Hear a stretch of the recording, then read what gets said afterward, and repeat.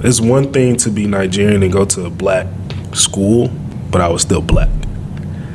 Going to a white church and being Nigerian and black was an experience, and the media portrays black experience or the black culture as something worse than it really is, right? Let's just be honest. The media portrays it as, hey, black people are out here in jail, like they're selling drugs, doing drugs, killing each other, doing this and doing that, and I feel like that doesn't put a good viewpoint in Nigerians. They feel like that's all black Americans, which is absolutely not true.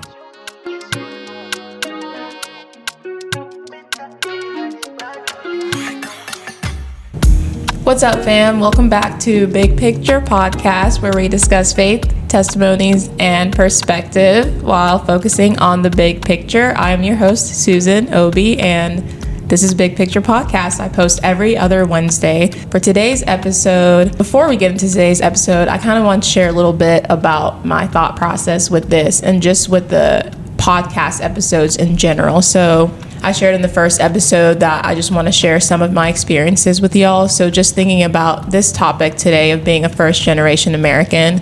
So like in the first 2-minute episode where I mentioned that I'm a Nigerian American. So I was born and raised in Atlanta, Georgia, but my parents immigrated from Nigeria in the 80s and 90s. So this is just something that I think about a lot, like what my experience as an American is versus other people who were born and raised in America. Their parents were born and raised in America, and so on and so forth. So for today's episode, we are going to be talking about first generation Americans. And I have my homie with me, Richard. So Richard and I actually grew up together. We went to the same church together in South Atlanta, and we've just been friends forever. Someone that I can talk to about anything. And when we both went off to college, we made intentional efforts to kind of keep up with each other. And we don't talk all the time, but whenever we catch up, it's like someone that I just enjoy having conversations with. And I asked him to record this episode with me just because we kind of have similar experiences. We're going to get into that. But first,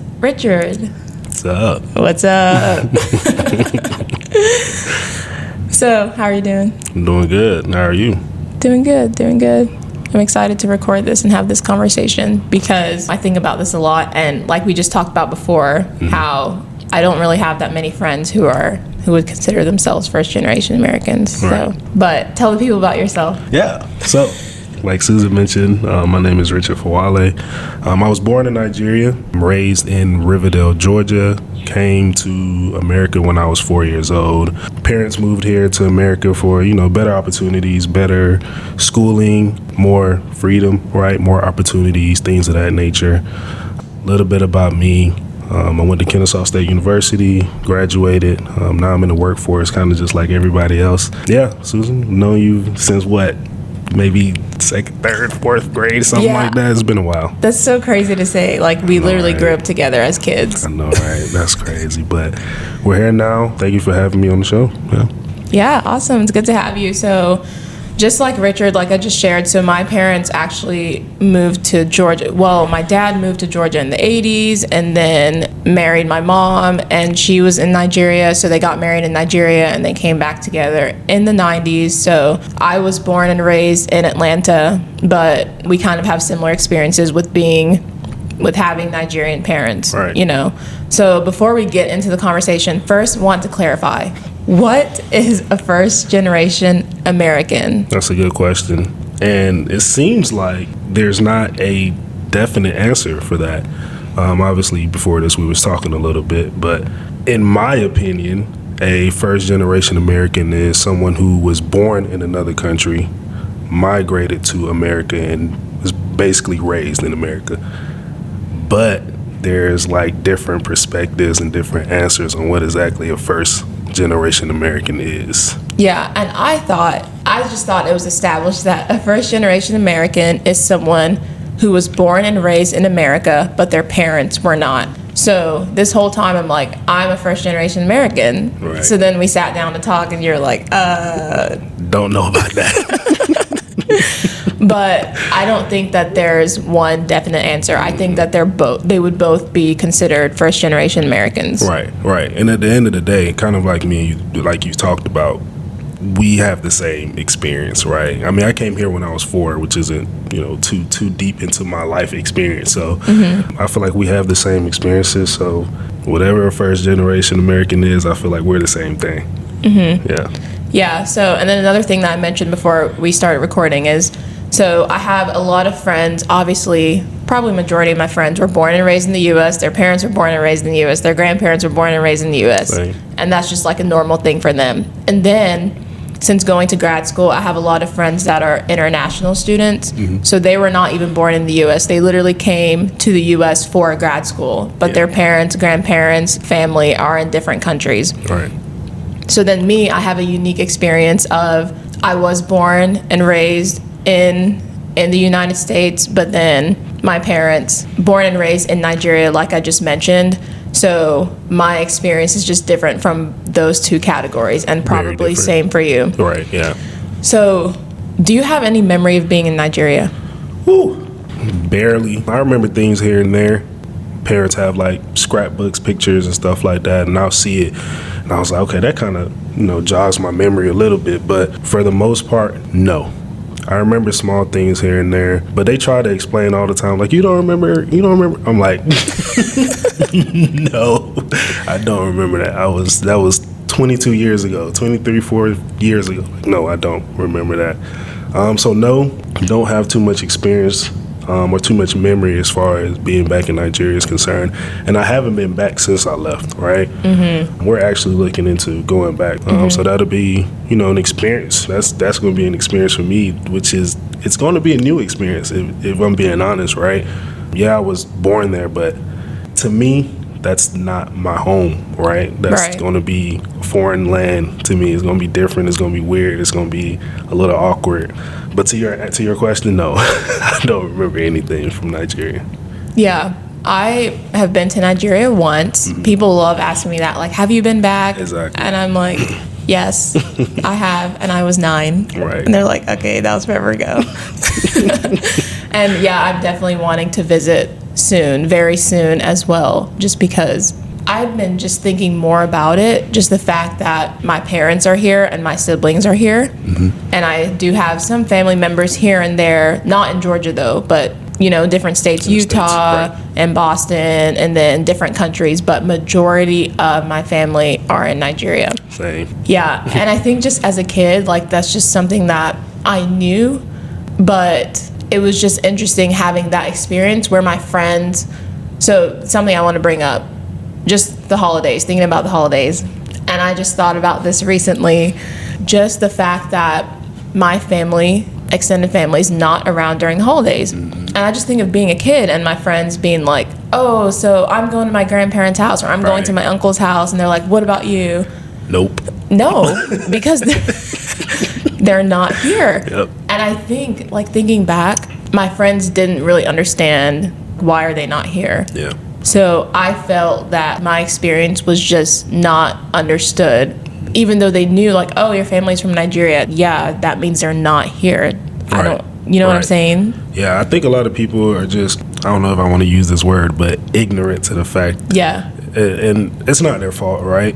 Their experience is different from our experience. And most people, when they experience something, they feel like it's the norm, right? But it's not our norm. I experience the same thing, talking about holidays.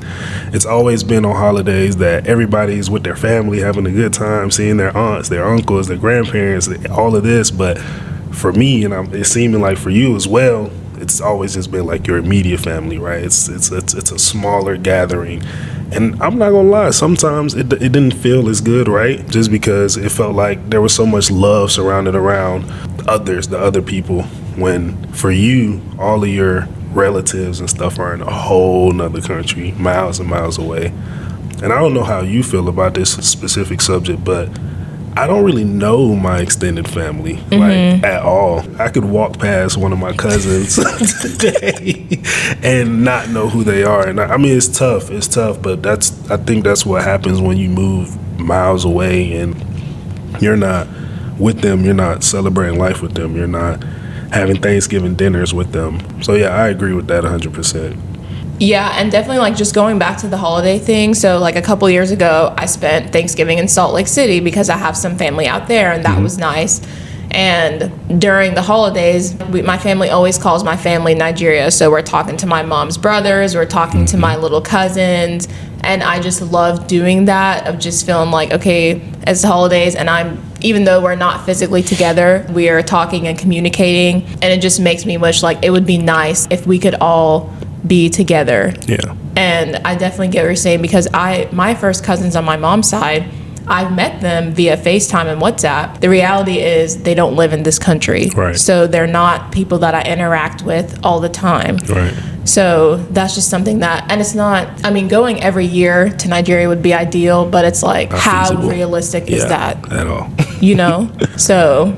And we have different perspectives, right? So the same thing, my parents, every holiday, they call Nigeria. They do the whole thing, right? We're used to this. But for me, how you say you're like happy and excited to talk about them, it's the complete opposite for me, right? Okay. It doesn't feel genuine because I don't know them. And obviously, I wish I did know them more, but what can I do? What can I say? You know, I wouldn't say I'm an introvert, but if I don't know you, it's kind of, it's awkward, right? It's weird. So I have a different perspective. I'm ready to get off the phone. Like, I say, hey, how you doing? You know, it's good to talk to you again. Love you.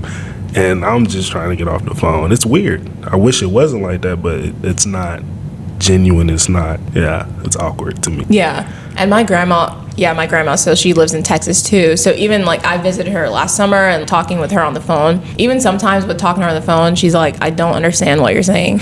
It's not that she doesn't speak English. Yeah. She speaks English. It's just not the language that she's comfortable speaking. Right. You know what I'm saying? Right. So I think sometimes the same thing of like talking to family in Nigeria. Wait, what was that? What did you say?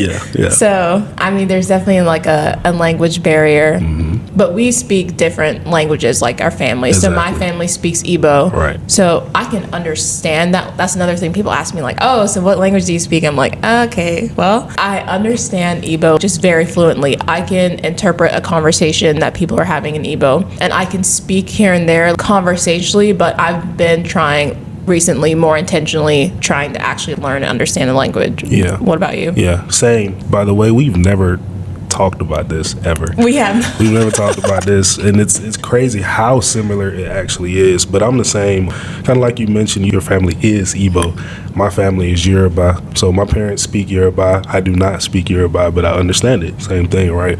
If they're talking to me in Yoruba, I can pick it up. Speak it? Absolutely not.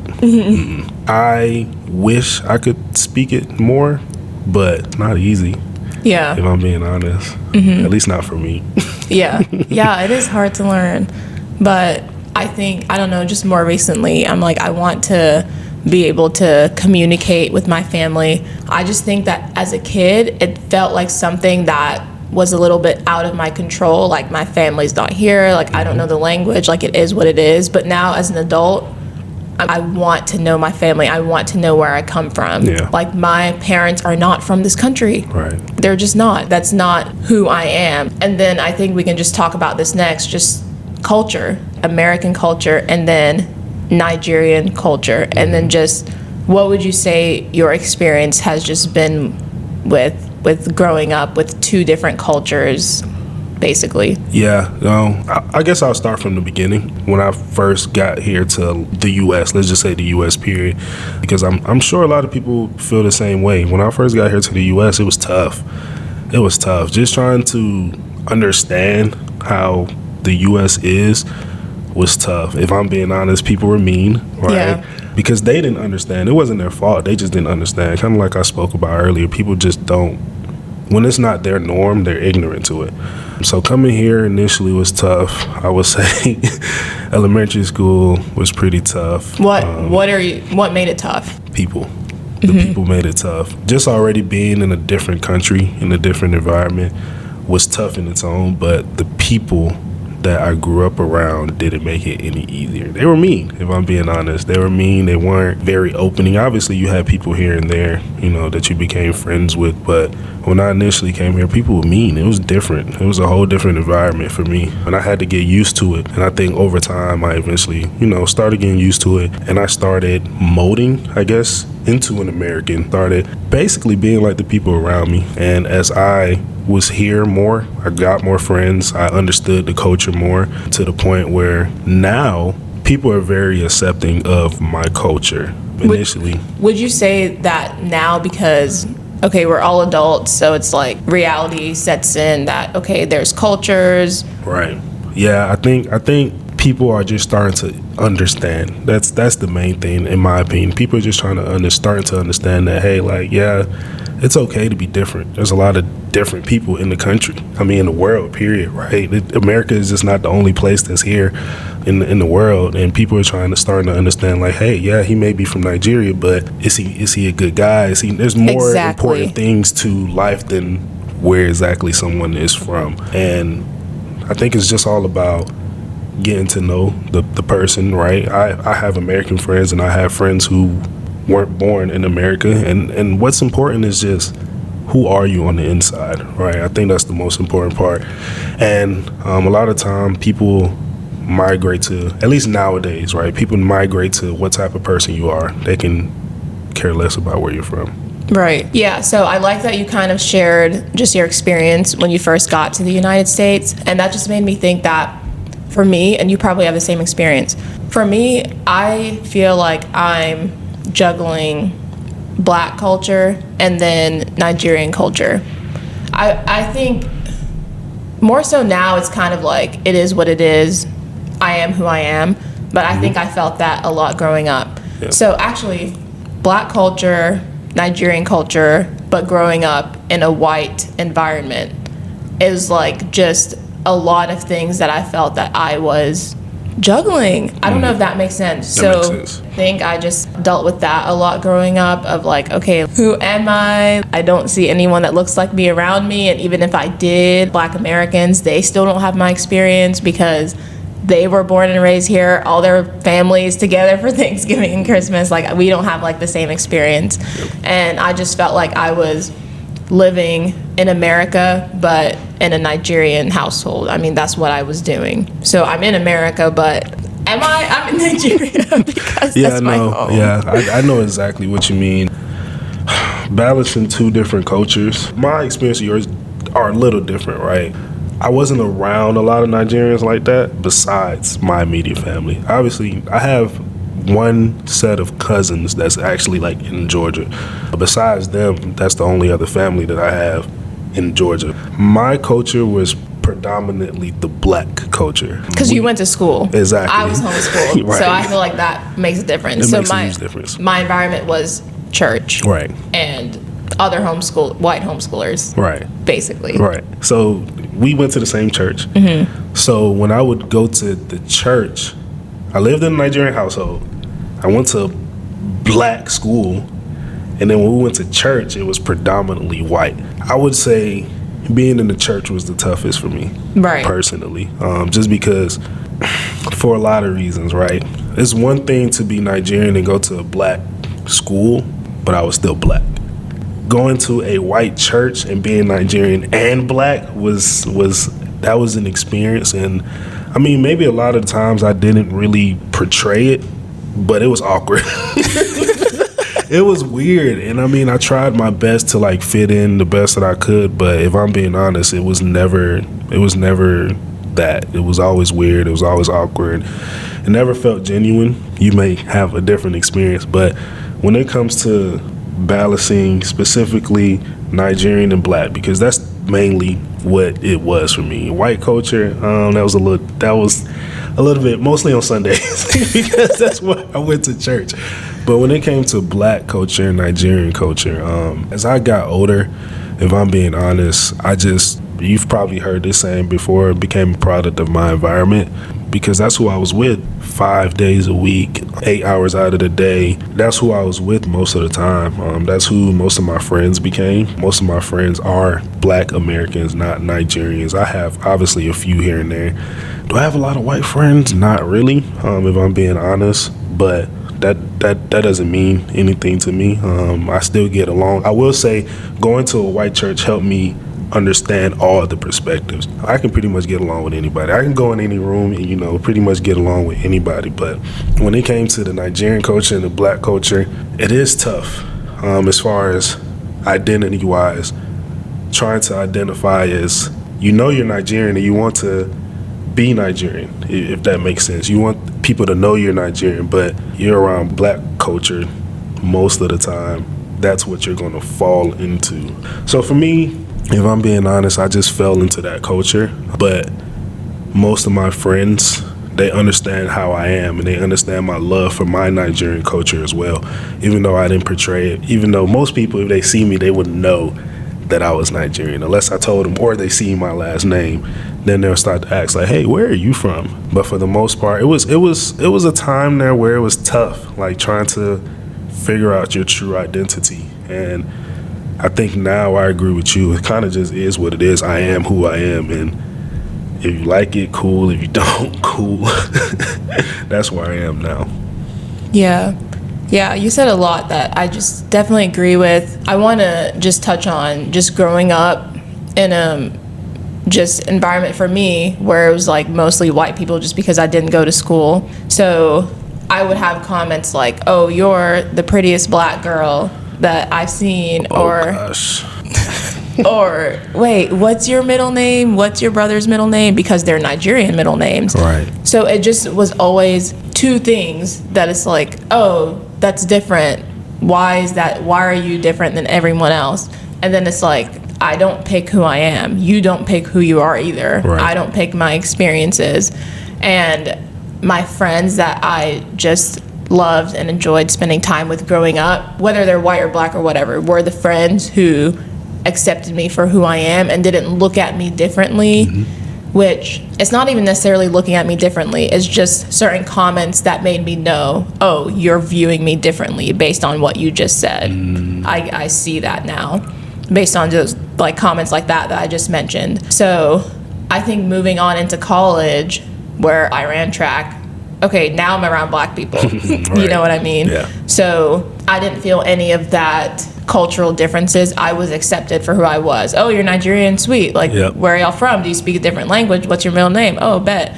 I was never looked at as a different person. And then moving into grad school and meeting other friends who they just moved from Nigeria last year, or India or China. Like, I had a lot of friends that are international students. So I would say just going to school, I started learning more about who I am and just embracing the cultures and loving it. And like you said, I can get along with anyone. Right. There's not an environment that I'm put in that I'm gonna feel awkward. I don't care if it's all white people. I've done that. I don't care if it's all like international students, you know what I mean? I don't care if it's all whatever it is, like I can get by. And I think that is a beautiful skill to have because not everyone has that. No.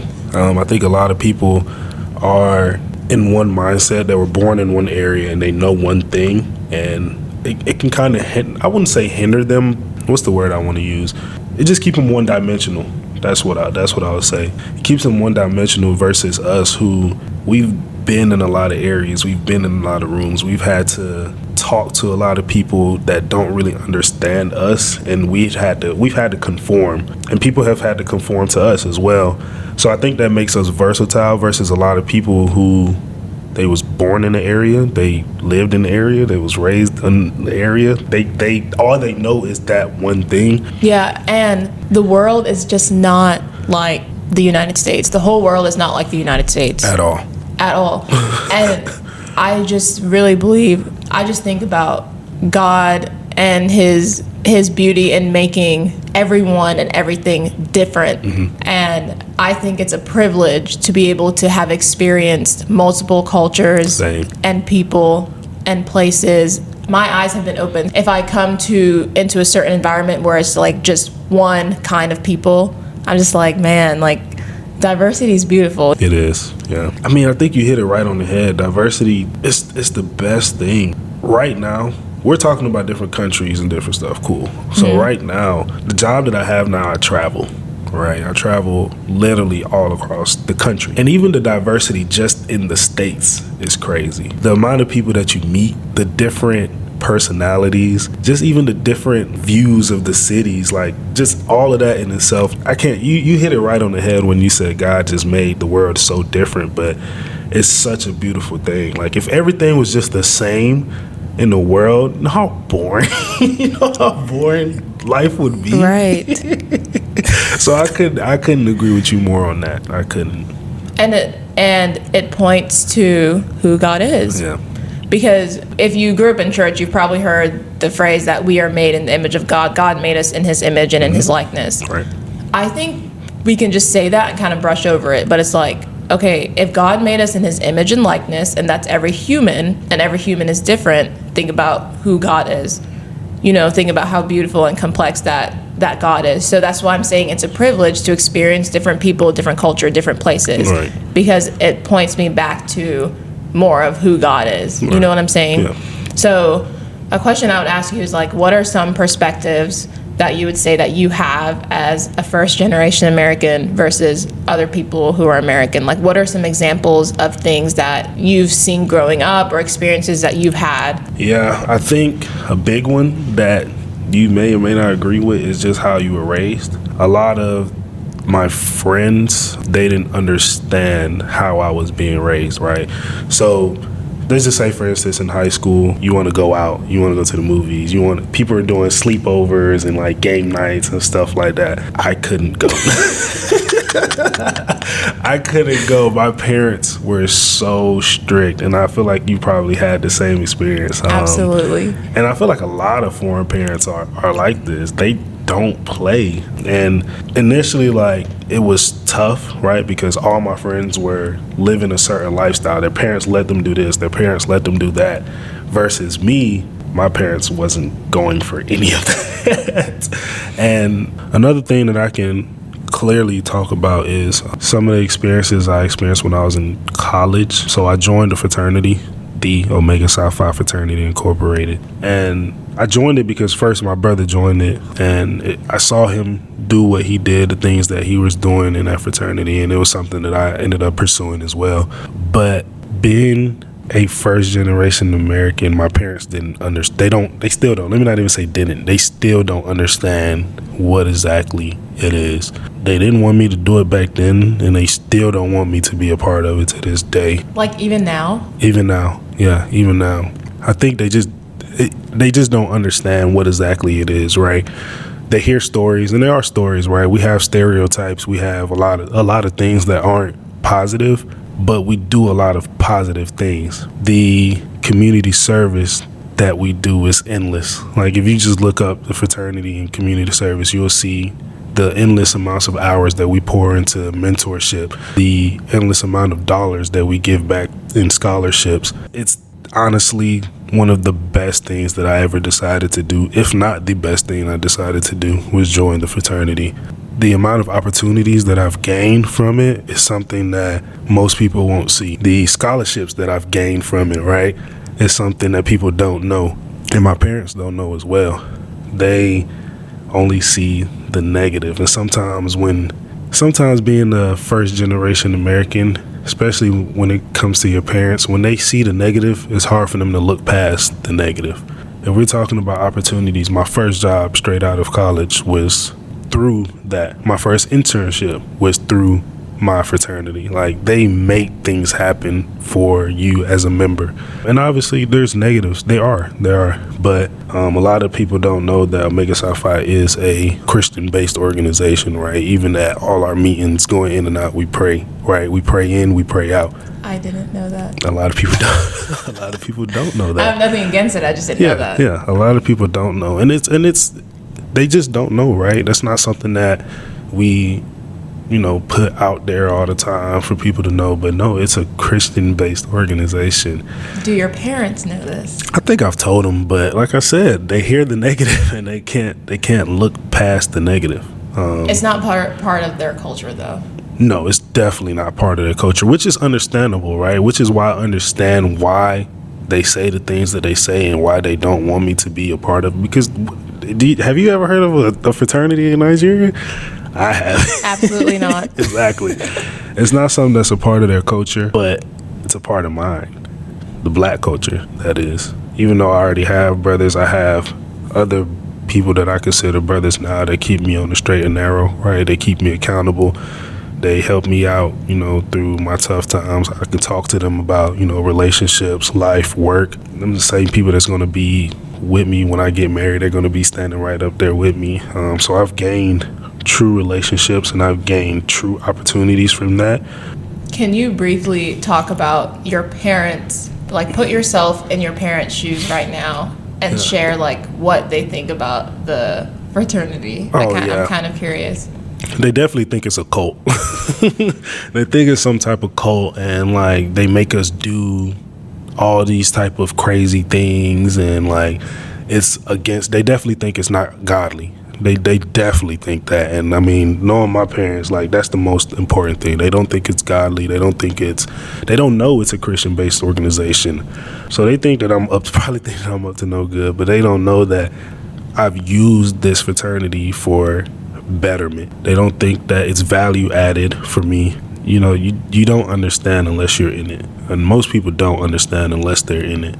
And thankfully I had somebody that was in it to kind of show me what it was before I decided to join it.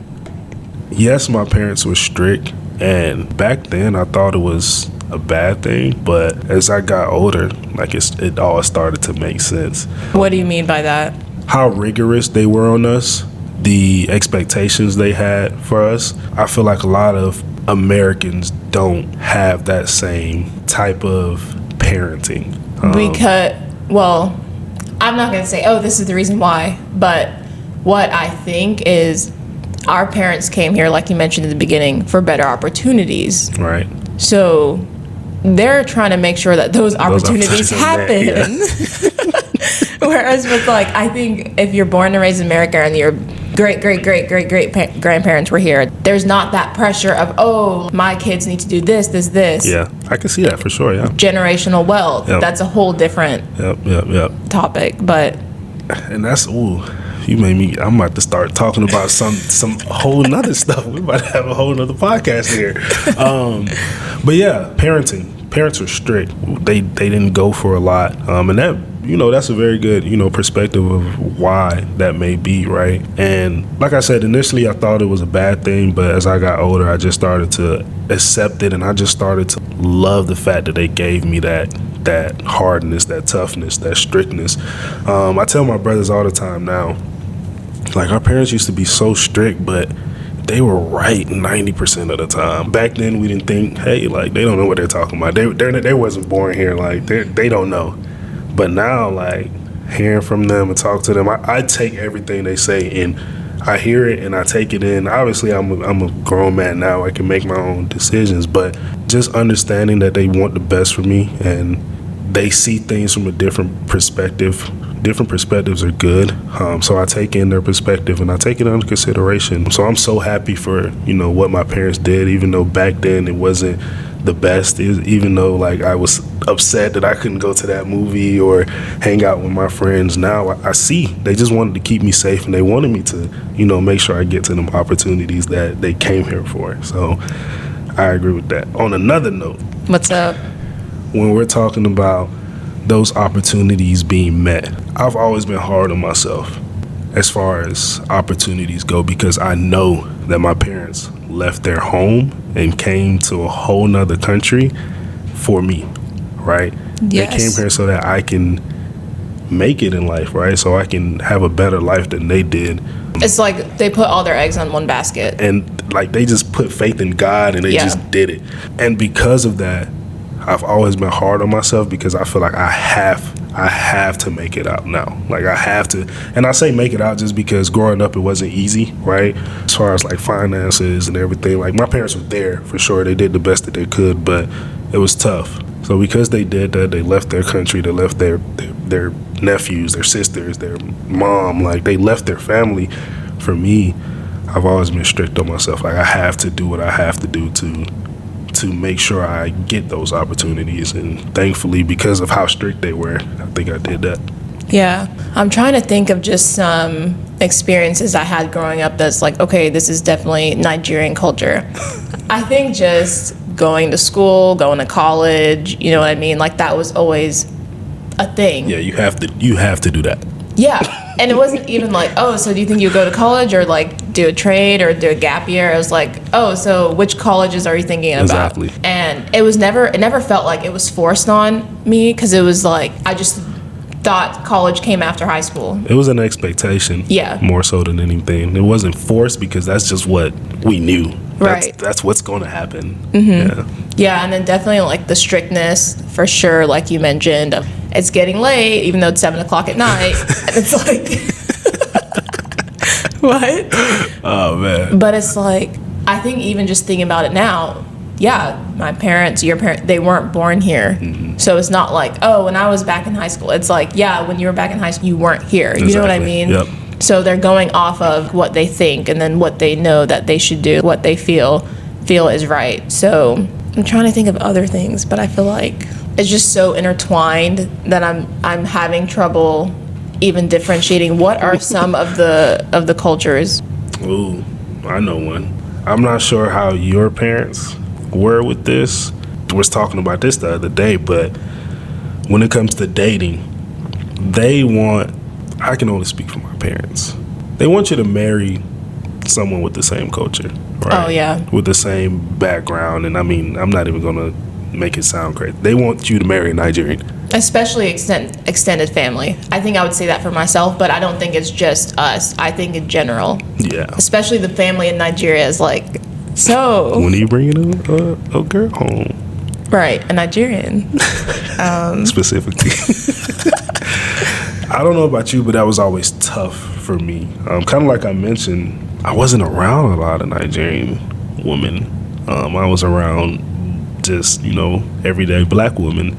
That's what I saw. That's what I liked. So it was tough for me because I felt like I was always doing my parents a disservice because I knew what they wanted, but what they wanted wasn't what I wanted or what I saw, what I liked. And that was always tough because I didn't want to upset them. I didn't want to, I wouldn't say disobey. I just didn't want to do the opposite of what they wanted from me. As I got older, I just had to understand, it's my life. I have to do what I feel like is best for me. So that's definitely something that's always been tough for me growing up.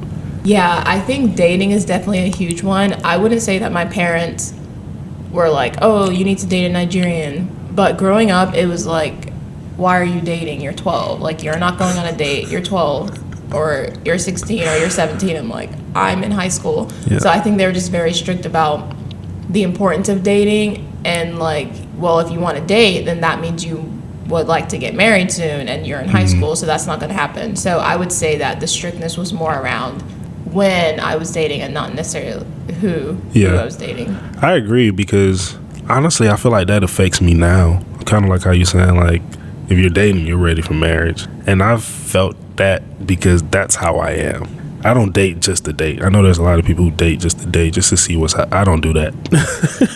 I'm not dating unless I know that I'm ready to settle down, get married. And I feel like that's kind of affected me because I wouldn't say I'm afraid of commitment, but I'm not going to commit to something if I'm not ready for it. I've never had a girlfriend because I knew that I wasn't ready for more than just let's just hang out type deal. And now, obviously, I'm older. I'm getting to that point where I'm like, okay, I can see marriage. Marriage is something that is it's here. I can definitely see it happening really soon. So now I'm at a point where I'm like, okay, now I can get a girlfriend. But I definitely feel that. I've just never been, it may be because of my parents, I don't know. I've never been the one to be like, let me just get a girlfriend just to get a girlfriend. Let me just date just to date. Maybe a bad thing. I don't know, because I won't have some of the experiences that a lot of people have throughout life. And we'll see. I guess we'll see how that works out for me. Yeah. I think that I just wouldn't even really have had any dating experience growing up. One, because of the culture, but then two, because of like where I grew up. Yeah. And I think that now, then going off into college and grad school, I would go on dates, but it was very casual. I feel like I just took it like so like seriously, because I just didn't go on casual dates in middle school, like, oh, we're going to the movies, like parents just dropped us off, stuff like that. So I was like, it's not the time to do that now. It just didn't feel like I had that much experience. I guess that's what I'm trying to say. I didn't have that much experience with it, so I just took it very seriously. I don't know if that makes sense. That it makes sense. I think we're saying the same thing in the sense of, because we didn't have that experience before, it wasn't just a casual thing. When it happened, I'm doing this because this is something that I'm in or want to be invested in. I'm just not going on a date with you just cause. Because there was a lot of just cause dates that we didn't go to do, right? There was a lot of people growing up, they went on dates at 12, 13, 14 to the movies. We're being honest, those didn't mean anything. Those didn't mean anything. We didn't get to experience that. So now when we do go on dates, it's a thing. Like, I'm not just taking you on a date. I'm a guy, obviously. I'm not just going to take you on a date just because I want to have fun. Like, no. I want to invest in this. So yeah, I get you. It is a serious thing. You know, another thing that I've noticed about, you know, the black culture and the Nigerian culture is there is some strife there. I've heard plenty of Nigerians say that I don't trust Black America. Why are you hanging out with those people? I've heard a lot of that from the Nigerian end, and on the black end, I've heard Nigerians don't like us. I don't know if you've heard that as well. Yeah. But there's definitely some strife there, and I don't know where it comes from. I have my thoughts, my opinions of where it comes from. What are your thoughts and opinions? I feel like, for example, right, when Nigerians come to America, they don't have the best experience. At least in my perspective, they didn't. Americans can be a little mean sometimes. I think that... What do you mean by mean? Like literally comments with words, or just the attitude? Both. Okay. Both, because I've experienced both, especially when I first got here. I can remember very, very clearly. Maybe I was 5 or 6, somewhere around that time. We were living in the west side of Atlanta. This is when we first got to America. Of course, we were known as like the Nigerian kids in the neighborhood or whatever. And people were just mean. They would just talk about us, laugh at us. Wasn't really friendly. Would say stuff like, you smell, and, you know, all those mean things. But I remember clearly one time, I think it was after school, we were getting off the bus, and there was this older kid. As I'm walking to like our apartment, there was this older kid who just walked up to me. He just walked up to me and just hit me straight in the face, like closed fist. He just hit me for no reason. Like, nothing was said, nothing happened. You know, he just laughed and kind of kept going about his business, and it was funny to him. And I don't think that would have happened if I wasn't known as the new Nigerian kid, and they just got here from Nigeria type deal. So I've experienced it. Like, my brothers, when we first got here, we was always in fights. It just was what it was. Like, we had to defend ourselves, because who else would have in those instances, right? Of course, our parents did the best they could to defend us in certain situations, but when we're at school, when they're not around, we had to defend ourselves because people were mean. They don't understand the culture. They don't understand why this person has this accent. They don't understand you. Like, they literally don't understand you, so they mock you, or they don't even try to get to understand you, right? I've had a lot of times where we're in the store and my mom is saying something and someone doesn't understand them and they're being a little mean. I don't like that. And I think that creates the strife for Nigerians, because they're being so mean and they're not being open to trying to even help or understand this person that's in this foreign country. So I feel like that's where the strife comes from on the Nigerian side. And because of that, I feel like it migrates to the American side, because they feel like we don't like, and it has some truth to it. So it's a two-edged sword. Like, they kind of go off of each other, the reason why there is that strife. And obviously I've been in the middle of that this whole time. At the end of the day, because I was raised here, I understand the culture. Like I said, if you didn't know, you would know that I was Nigerian. So I get it from a different perspective. Someone is not going to look at me and be like, oh, you're Nigerian, let me make jokes about you. They're not going to do that. But I've seen it happen to my dad. I've seen it happen to my mom. And if that happened to me, I would be upset too. Yeah, I don't know if you've experienced or you've seen that strife as well. Yeah. So my perspective on it is that as someone who is a Black American, so I'm a Black American, I'm a Black Nigerian American, but I understand the Black experience in America. I think that in and of itself is a whole nother topic, the Black experience in the United States. And I think that sometimes when Nigerians come into America, I'm not even just going to say Nigerians, maybe Africans, whatever, other Black people who are not from America. So let's just use Nigerians, will come into America sometimes and judge the Black experience, but they haven't actually experienced it. So they're not understanding, what does that even mean, the Black experience? So there's judgment on that, where the Black experience is a real thing. Yeah. But Nigerians coming in don't understand that. Yeah. I also feel like because the media portrays Black experience or the Black culture as something worse than it really is, right? Let's just be honest. The media portrays it as, hey, Black people are out here in jail. Like they're selling drugs, doing drugs, killing each other, doing this and doing that. And I feel like that doesn't put a good viewpoint in Nigerians. They feel like that's all Black Americans, which is absolutely not true at all. Right. I completely agree with that. And I think it's important because history repeats itself, right? Yes. I think it's important to think about U.S. history and Black history. And I think sometimes maybe Nigerians can come in and not understand how that affects the Black experience today of just still like perpetuating certain ideologies of slavery and segregation. And that is a real thing. It's so real. And it's just hard to understand if it's not your experience, you know? Yeah. Yeah, it's tough. That's a tough conversation right there. Yeah, because it's like we're all Black. So I think that's the thing. I think that's the thing that it comes down to that makes it maybe a little bit more difficult, because it's like we're all Black, but we do not have the same experience at all. And I mean, just being in the middle of it, I just wished it was a little different. I wish we would get along a little bit more, because it's tough being in the middle of anything when there's two opposing sides and you're just stuck in the middle of it. It's all about perspective and having those conversations, because my parents are great friends with a lot of Black Americans because they've gotten to know them, right? And it just takes getting to know one another. And if you take that time to talk and communicate and get to know what someone has been through, what they're going through, it goes a long way. But I don't know how you can do that nationwide. It's not going to happen. But I think it can just start with, it can start with you, it can start with me, and it can start with just reminding ourselves that it's more important to judge someone by who they are, and not judge in a negative way, but just like discern a person, you know what I mean, by who they are and their character, not where they came from.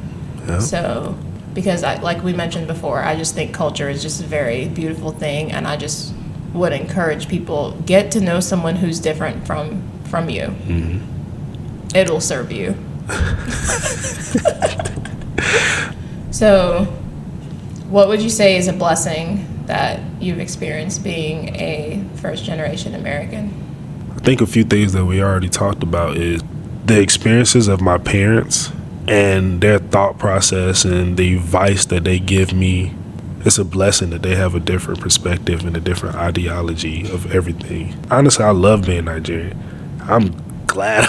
I don't know about you. I'm glad I wasn't born in America, because I know my culture. I know where I'm from, and I love where I'm from. Another blessing is just the fact that I came here at the end of the day, my parents, they wanted me to get those opportunities, and I've gotten them, and I think I've taken advantage of them. Obviously, I don't know where I'd be if I was raised in Nigeria. I don't know, but I think it's easy for me to say that I wouldn't be where I am today if my parents didn't uproot their life and bring me here. I go hard for them because they did that, and that's something that I know I'm going to do for the rest of my life. They instilled that in me, that hard work, that ethic, those morals that I have, the faith that I have in God. All of those go into play with my life, and I feel like that has helped me be the person I am today. So there's a lot of blessings to go around, honestly. I can probably keep going, but I think that last blessing sums it up. Is there anything else you want to share? Tell us more. What other blessings? Other blessings, the food. The food, I don't get to eat it as much just because I'm not big on cooking, but the food is good. If anybody wants to try some stuff, reach out to Susan. Let me know. Yeah, I'm actually learning. I can make a few things. Yeah? Jollof rice. Okay. I've mastered that at this point. At this point, I might say have to it try on record. Can I try it? Yes. Okay. And I'm learning some of the soups. So egusi, I've made that a couple times. Ooh, that's a hard one.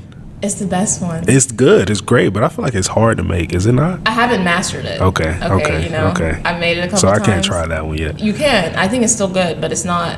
Okay. It's not up there yet. You're still making it. You're still making it. Make it do what it do. Okay. I got you. But no, honestly, man, I could, man.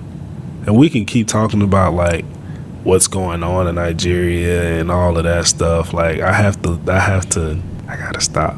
That's a different podcast. Yeah. There's a lot. Yeah. You can read up on it. Yeah. On what's going on in Nigeria. God bless Nigeria, though. I know He will continue to bless them, even through everything that they have going on. But I love my country. I can't wait to go back. More than likely, 2024, I'll be back there. I'm excited. Yeah. I think definitely like one of the blessings for me. So I think just learning more about my parents' experiences and asking more questions, like how was it when you moved here? Like what are some things that you experienced? Was it lonely? You know what I mean? Yeah. And just talking to my dad, and he's just like, I did what I had to do. Yep. You know what I mean? He did what he had to do for the life that he wanted to have, and more importantly, he would say like for the life that I wanted my family to have. Right. Because it's like they didn't necessarily have, obviously they came to America. They didn't necessarily like where they were in Nigeria. It's like, I want more. Right. I think I can have more for my family. So I just really appreciate my parents for that. And, my dad moved here on his own and then starting from zero. They had to grind it out. They had to really figure it out. And they were already a little older. Like most people at our age now, like they've already done these things, right? And they just had to figure it out. Like kind of you said, like going back to school at 30, 35, 40. Like my dad I think he got his bachelor's like 50 something. Mm-hmm. And it's like, I don't even want to go back to school right now.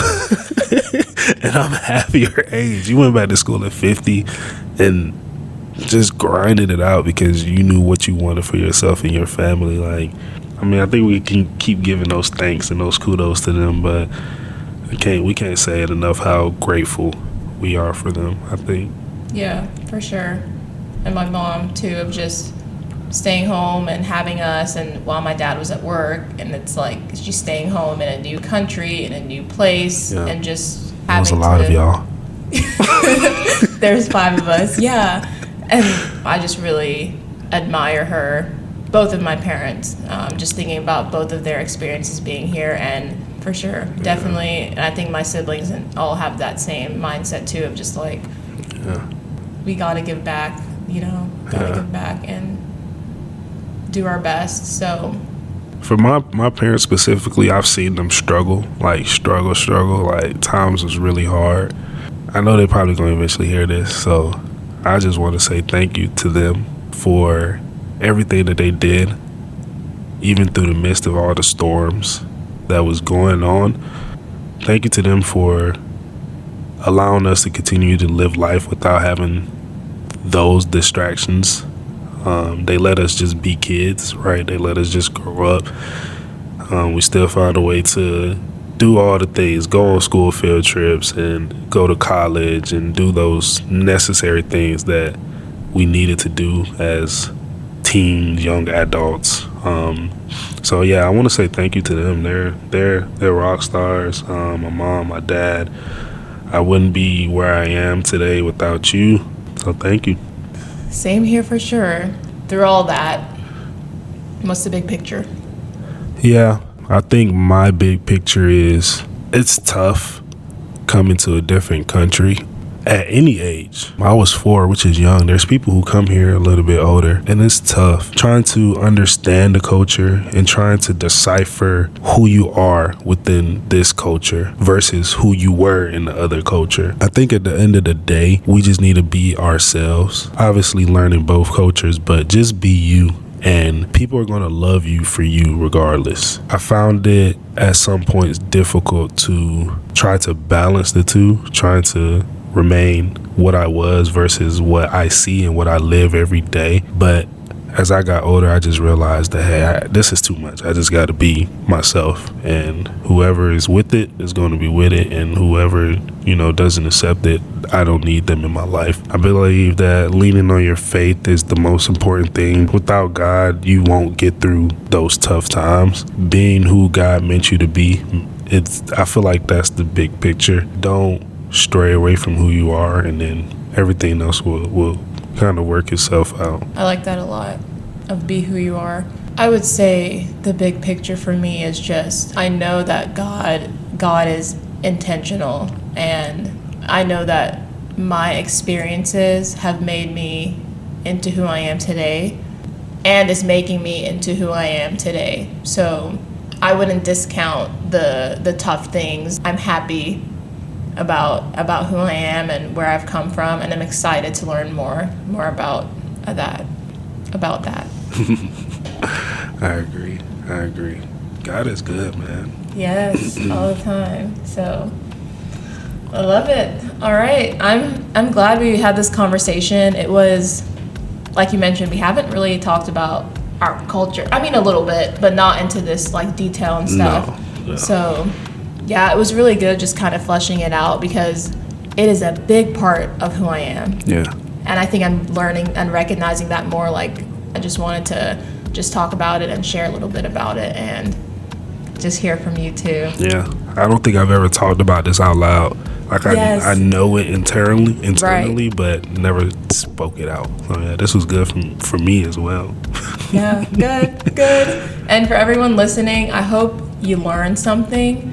If there's any comments or anything, I definitely want to hear from y'all. So definitely DM me, text me, whatever. I just definitely want to hear y'all's thoughts. And yeah, I just hope everyone learned something new and was inspired and encouraged, or just took away one thing. But another thing that I want to say is follow the Instagram page. So it'd definitely be very helpful, just so more people can learn about the podcast. And also I just post behind the scenes stuff, and you can just get updated on new episodes. So make sure to follow the Instagram page. Also, if you like this episode, feel free to leave a rating and a review on Apple Podcasts or Spotify or wherever. If you don't want to leave a review, then you can leave a rating, just whichever. That would definitely also help more people learn about the podcast. But thank y'all for listening, and see y'all in the next episode.